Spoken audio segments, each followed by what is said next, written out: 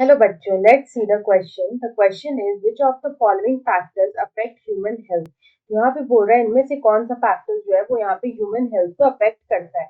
और यहाँ पे हमारा फर्स्ट दे रखा है इन्फेक्शन, सेकंड दे रखा है साइलेंट म्यूटेशन, थर्ड दे रखा है लाइफस्टाइल एंड फोर्थ दे रखा है जेनेटिक डिसऑर्डर।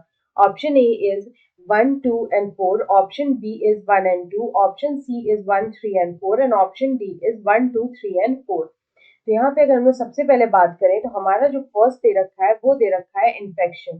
तो इन्फेक्शन क्या होता है? इन्फेक्शन के केस में क्या होता है कि यहाँ पे जो पैथोजन होता है इट इन्वेड्स द टिश्यूज। यहाँ पे जो पैथोजन होता है वो यहाँ पे it invades the tissues and it destroys the cell. यहाँ पे ये सेल का डिस्ट्रक्शन करता है। तो यहाँ पे जो सेल्स होते हैं जब वो यहाँ पे डिस्ट्रॉय होने लगते हैं तो यहाँ पे डिस्ट्रॉयज द सेल। और जब यहाँ पे सेल जो है वो डिस्ट्रॉय होने लगते हैं होस्ट की, तो यहाँ पे जो इम्यून सिस्टम है वो यहाँ पे अफेक्टेड हो जाता है। तो हम लोग बोल सकते हैं कि जो इम्यून सिस्टम है वो यहाँ पे अफेक्टेड हो जाता है। Immune system is affected and infection is caused. तो यहाँ पे इस तरह से जो हमारा ह्यूमन हेल्थ है वो अफेक्ट होता है। उसके बाद अगर हम लोग सेकेंड देखें तो आता है साइलेंट म्यूटेशन। तो यहाँ पे ये जो साइलेंट म्यूटेशन होता है तो यहाँ पे ये होता है डीएनए में। तो म्यूटेशन होता है, mutation occurs in DNA. Mutation occurs in DNA. यहाँ पे ये ह्यूमन हेल्थ को किसी भी तरह से अफेक्ट नहीं करता है। Has no effect on human health.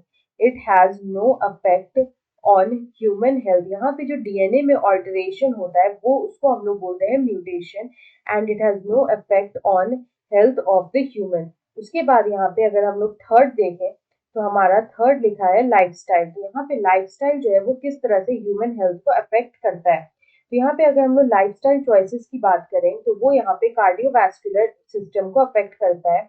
It affects cardiovascular system. यहाँ पे जो कार्डियोवैस्कुलर सिस्टम है उसको अफेक्ट करता है। It affects psychologically. यहाँ पे साइकोलॉजिकली अगर हम लोग बात करें तो वो भी हमारे ह्यूमन हेल्थ को अफेक्ट करता है। उसके अलावा nutritional health, nutritional point of view से भी यहाँ पे जो है वो हम ह्यूमन हेल्थ को अफेक्ट करता है। तो इस तरह से जो लाइफस्टाइल की चॉइसेस है वो भी यहाँ पे ह्यूमन हेल्थ को अफेक्ट करती है। उसके बाद अगर हम लोग यहाँ पे लास्ट देखें तो आता है जेनेटिक डिसऑर्डर्स। तो यहाँ पे जेनेटिक डिसऑर्डर्स जो है वो किस तरह से ह्यूमन हेल्थ को अफेक्ट करता है। अगर हम लोग यहाँ पे जेनेटिक डिसऑर्डर्स की बात करें तो ये जो जेनेटिक डिसऑर्डर्स होते हैं ये यहाँ पे इनहेरिटेड होते हैं। कोई भी अगर जीन या सेट ऑफ जीन जो पेरेंट्स और ऑफस्प्रिंग में ट्रांसफर होता है तो यहाँ पे हम लोग बोल सकते हैं कि एनी ऑल्टर्ड जीन या फिर एनी ऑल्टर्ड जीन या फिर फॉल्टी जीन, एनी ऑल्टर्ड या फिर डिफेक्टिव जीन, डिफेक्टिव जीन जो है वो जब ट्रांसफर होता है gene which is transferred from, या फिर हम लोग बोल सकते हैं inherited from parents, which is inherited from parents.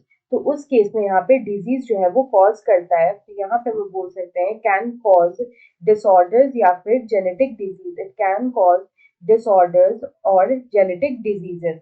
तो इस तरह से यहाँ पे जो ह्यूमन हेल्थ है वो अफेक्ट हो सकता है।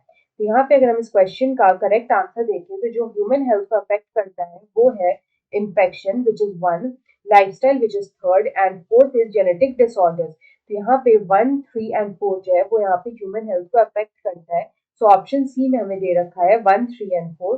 सो option C is the right answer. I hope you understood it well. Best of luck.